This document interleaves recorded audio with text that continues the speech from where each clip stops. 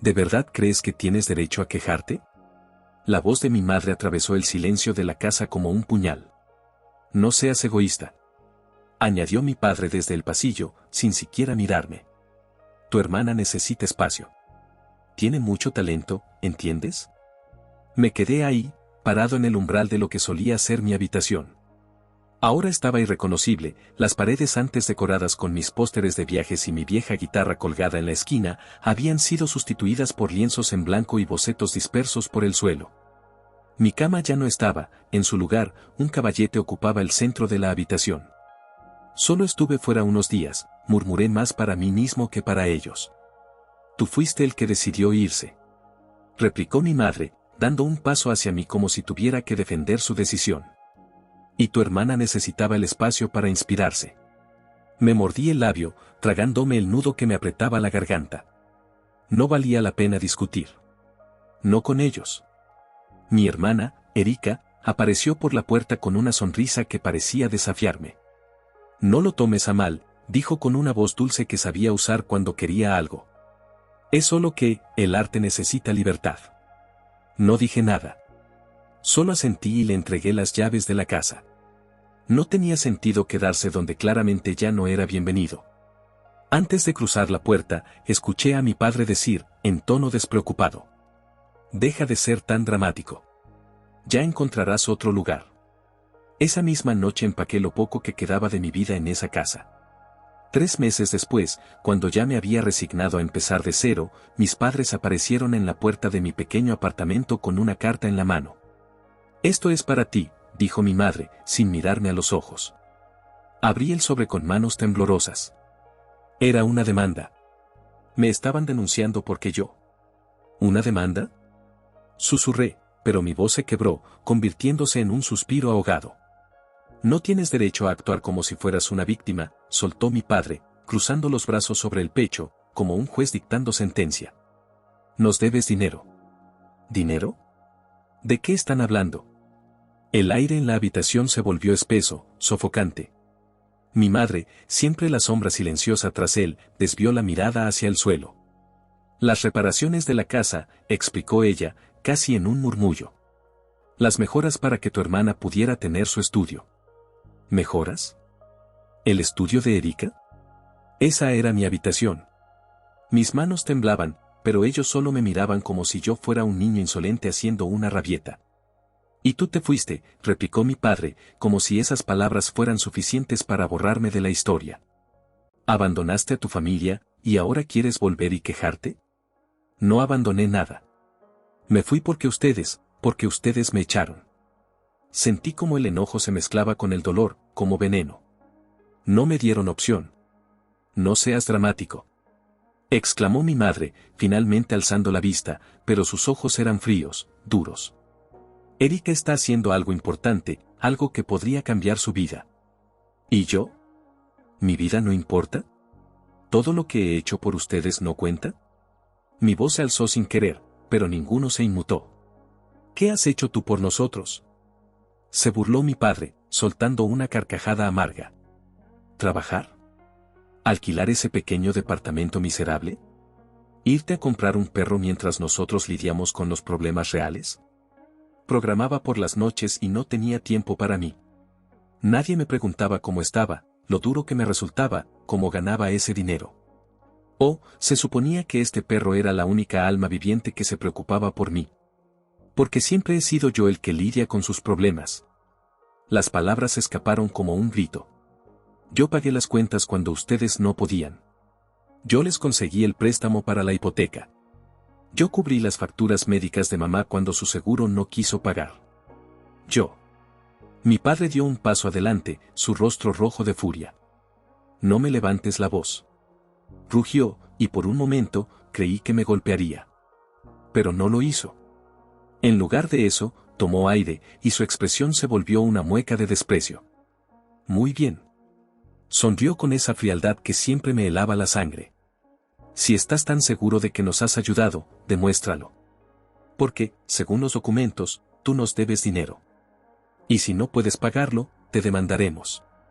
Esto es una locura, murmuré, sintiendo cómo las paredes parecían cerrarse a mi alrededor. La locura es haber confiado en ti. Gritó mi madre. Nos hiciste promesas. Dijiste que ayudarías. ¿Y ahora? Ahora te crees superior solo porque tienes un pequeño departamento.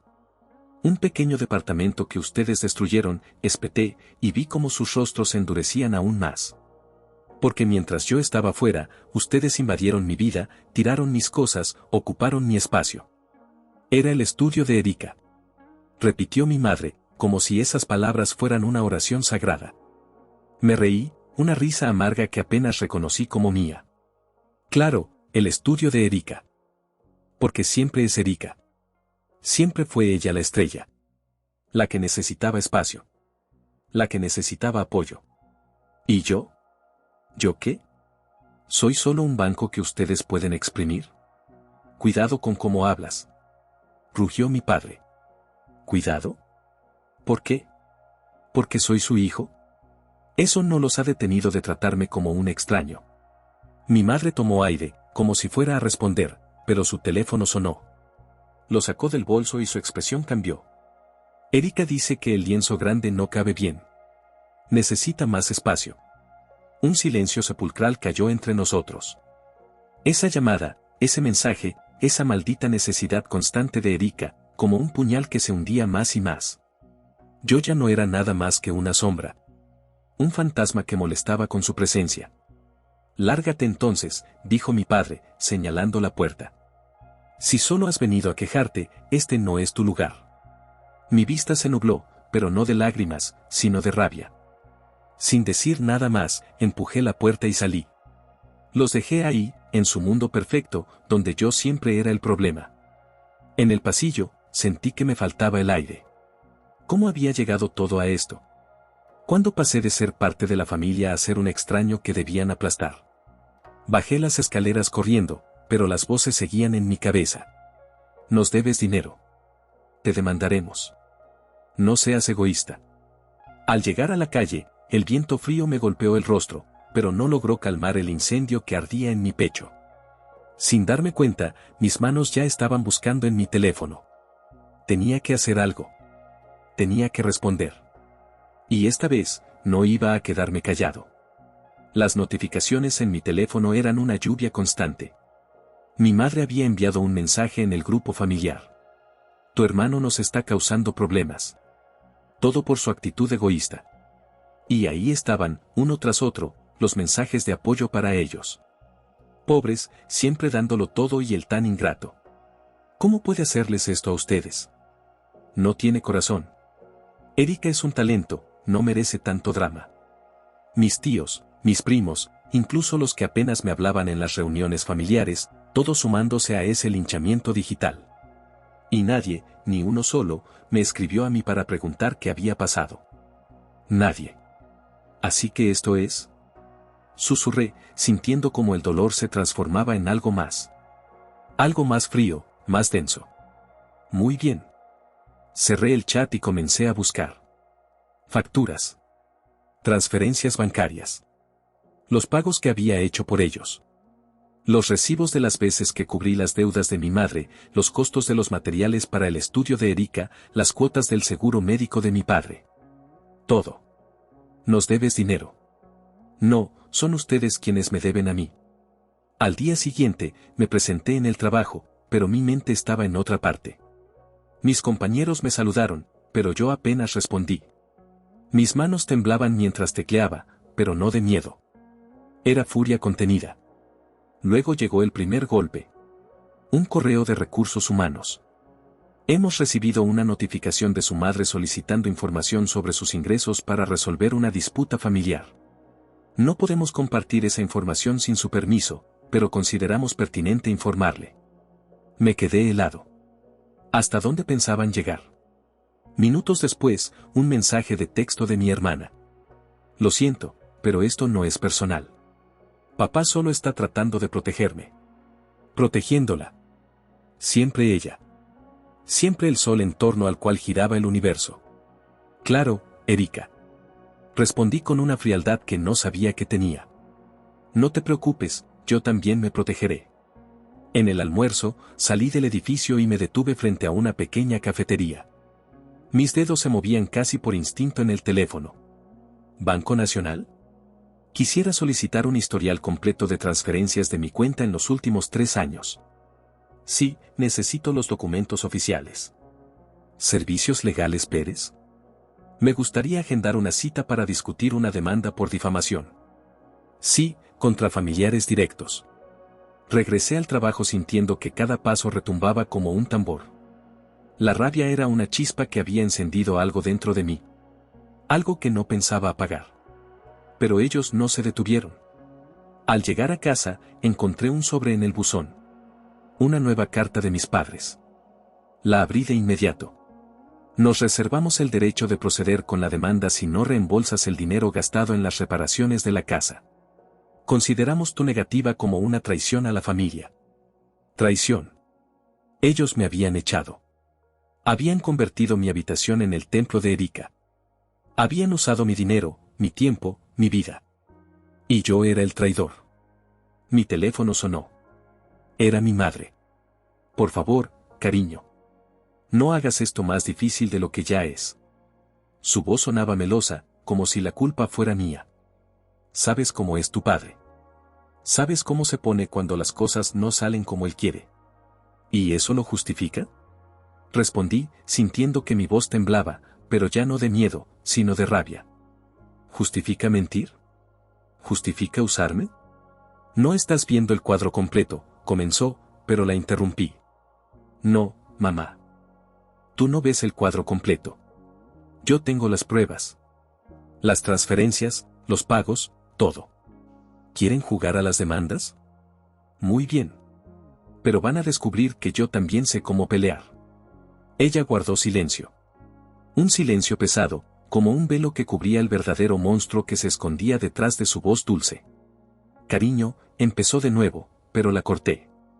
No vuelvas a llamarme. No sin un abogado al otro lado de la línea. Colgué. Me quedé ahí, en el pequeño departamento que antes parecía un refugio, pero ahora se sentía como una trinchera. El viento afuera azotaba la ventana, como si el mundo compartiera mi furia. Los minutos pasaron, y luego las horas.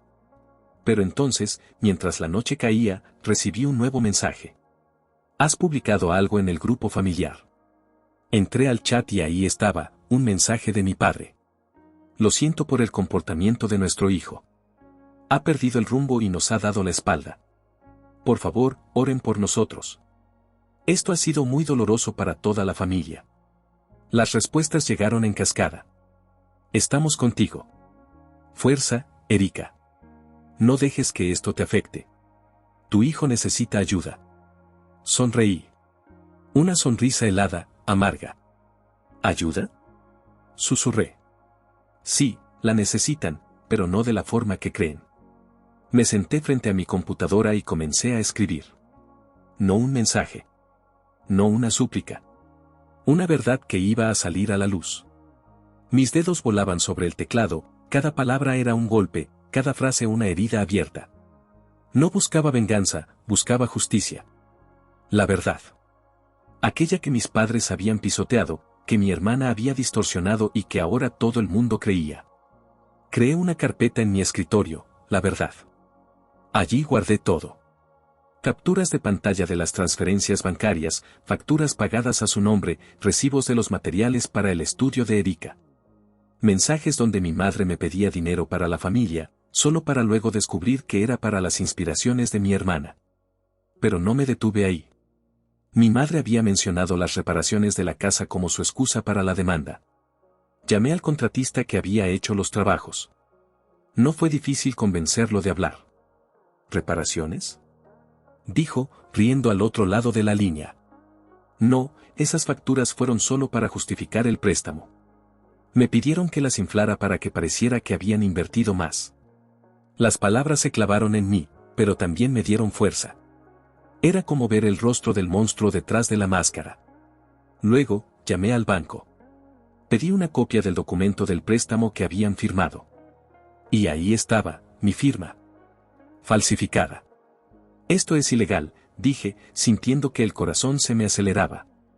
Lo es, pero usted aún figura como responsable, a menos que pueda probar que no firmó. Respondió el operador. Colgué, sintiendo que el suelo temblaba bajo mis pies. Mi propia familia había falsificado mi firma para endeudarse. Y ahora, usaban esa deuda para exigirme dinero. Mis manos temblaban, pero no de miedo. Ya no. Era otra cosa. Una furia fría, calculada. Abrí la carpeta y comencé a grabar un video. Mi nombre es Federico, y esta es la historia que mi familia no quiere que sepan. Conté todo. Desde que volví y mi habitación ya no existía, hasta la demanda. Mostré las capturas, las pruebas, los recibos. Mi voz era firme, pero contenía la furia de años de abusos, de silencios forzados. Ellos quieren que pague por su ambición. Quieren hacerme ver como el ingrato, el egoísta. Pero aquí están las pruebas. Ellos me echaron. Me robaron. Y ahora quieren destruirme. Subí el video a las redes. Lo compartí en el mismo grupo familiar donde ellos habían contado su versión. Y entonces esperé. Minutos después, el grupo familiar estalló.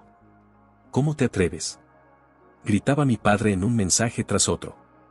Mientes. Todo es falso. Clamaba mi madre, como si sus palabras pudieran borrar las imágenes. Pero la gente veía el video. Y las respuestas comenzaron a cambiar. ¿Por qué haría algo así sin razón? Esas son pruebas, no palabras. ¿Falsificaron su firma? Eso es un delito. El teléfono sonó. Mi padre. Mi madre. Mi hermana. Todos llamando, gritando, suplicando. Pero yo no respondí. Y entonces, otra llamada. De un número desconocido. Contesté. Buenas tardes, soy el abogado de su familia. La voz era tranquila, pero fría. Quisiera discutir una solución amistosa para evitar que esto se convierta en algo legal. ¿Una solución amistosa? Me reí, un sonido áspero, vacío. Claro. Yo también quiero una solución. Aquí está, que me dejen en paz. Que retiren la demanda y reconozcan que mintieron. ¿Está seguro de que desea que esto se resuelva de esa manera?, preguntó el abogado, su voz insinuando una amenaza. No. Mi voz era ahora un cuchillo. Quiero que se resuelva en la corte. Colgué. Miré el video, que seguía acumulando vistas, comentarios de apoyo, gente que veía la verdad. Mi verdad. Y entonces, una nueva notificación. Mi madre había eliminado su perfil de Facebook. Mi hermana también. Mi padre cambió su foto por una en blanco. Pero yo no había terminado. No aún. Los días siguientes fueron un caos. Mi familia había intentado responder con mentiras, pero las pruebas los ahogaban. Mi padre intentó llamar a mis tíos, a mis primos, buscando apoyo, pero nadie quería verse involucrado. Uno a uno, comenzaron a alejarse. Las redes sociales se llenaron de comentarios apoyándome. La gente compartía el video, lo comentaban, decían que era una muestra de cómo la familia podía convertirse en el peor enemigo. Entonces, recibí una notificación del banco. Después de investigar, confirmaron que la firma en el préstamo era falsificada. El documento quedó invalidado. Mis padres ya no podían usarlo contra mí. Pero no se detuvo ahí. Los comentarios del video llegaron a la empresa de mi madre, donde trabajaba como secretaria. Sus compañeros la reconocieron. Y una semana después, fue despedida. Mi padre, que siempre se jactaba de su nombre, descubrió que ya no podía entrar a los mismos círculos sociales. Nadie quería asociarse con alguien acusado de fraude. Mi hermana, desapareció de las redes. La gran artista, la estrella, quedó atrapada en su propia mentira. Y entonces, una carta. Un sobre blanco. Sin remitente. Lo abrí, esperando otra amenaza. Pero solo había una hoja. Lo siento. No sabía que las cosas llegarían tan lejos. Mamá y papá me dijeron que solo querían hacer que entendieras. No pensé que me usarían como excusa. Perdóname. Erika. No respondí. No había nada más que decir. Mi vida se volvió más tranquila. El pequeño departamento, que antes parecía una prisión, se convirtió en un refugio. Cambié el número de teléfono. Cerré las redes. Comencé a trabajar más, a ahorrar. La última vez que supe de ellos fue a través de un amigo. Decían que habían tenido que vender la casa. Que mi padre había caído en depresión. Que mi madre no salía de su habitación. Pero no me conmovió. Porque detrás de sus lágrimas, detrás de sus lamentos, había algo que nunca cambiaría. La mentira. La manipulación. Yo no les había hecho esto. Ellos se lo hicieron a sí mismos. Una mañana, mientras tomaba café junto a la ventana, mi teléfono sonó. Un número desconocido. Contesté. ¿Federico? Era la voz de mi padre, rota, temblorosa. Por favor, necesitamos ayuda. No puedo ayudarte, respondí. No soy tu familia. Colgué. Y por primera vez en años, sonreí. Pasaron meses. Meses de silencio, de paz, de vida propia. Sin llamadas, sin mensajes, sin gritos ahogados por la culpa. Mis mañanas eran tranquilas. Despertaba en mi pequeño departamento, el sol filtrándose por la ventana, el café humeando junto a mí. Trabajaba, salía a caminar, leía. Era mi vida. La vida que nunca me habían dejado tener. Mis padres seguían desaparecidos de las redes. Mi hermana, según me contaron, había intentado volver al mundo del arte, pero su nombre ya no inspiraba admiración, sino sospecha. Nadie quería asociarse con la artista que destruyó a su propia familia. Entonces, un día, recibí una notificación. Mi video había alcanzado 1 millón de vistas. No era mi intención ser famoso, pero la historia resonó con más personas de las que jamás imaginé. Gente que también había sido usada, traicionada por aquellos que deberían haberlos amado. Los mensajes que llegaban no eran solo de apoyo. Eran confesiones, historias de otros como yo, atrapados en familias que eran jaulas disfrazadas de amor. Y respondí a muchos de ellos, porque entendía su dolor. Un día, mientras revisaba mis correos, vi uno que me hizo detenerme. Un nombre que no esperaba. Erika. Abrí el mensaje. Federico, no espero que me perdones. Solo quería que supieras que me he ido. No puedo seguir aquí, viviendo en esta mentira. Mamá y papá siguen culpándote de todo. Pero yo sé la verdad. Tal vez un día encuentre la forma de empezar de nuevo. Tal vez no. Cuídate. Cerré el correo sin responder. Era su propia batalla ahora. Ya no era mi carga. Y entonces, una última carta. Un sobre blanco en mi buzón, sin remitente. Lo abrí, esperando otra amenaza. Pero dentro solo había una fotografía. Era mi habitación. La que había sido mi habitación. Vacía. Sin lienzos, sin caballetes, sin mi hermana. Solo las paredes desnudas, como una tumba. Y en el reverso de la foto, una sola frase escrita a mano. Siempre fue tuyo. Nosotros no supimos verlo. Sonreí. No por nostalgia, no por tristeza. Sonreí porque entendí algo. Nunca fue mi habitación. Nunca fue mi hogar. Mi hogar era aquí, en este pequeño departamento donde la paz era mía. Donde las mañanas eran mías. Donde la vida era mía. Puse la fotografía en el cajón y cerré. No como un recuerdo, sino como un punto final. Ya no era su sombra. Ya no era su fuente de dinero, su excusa, su víctima. Era libre.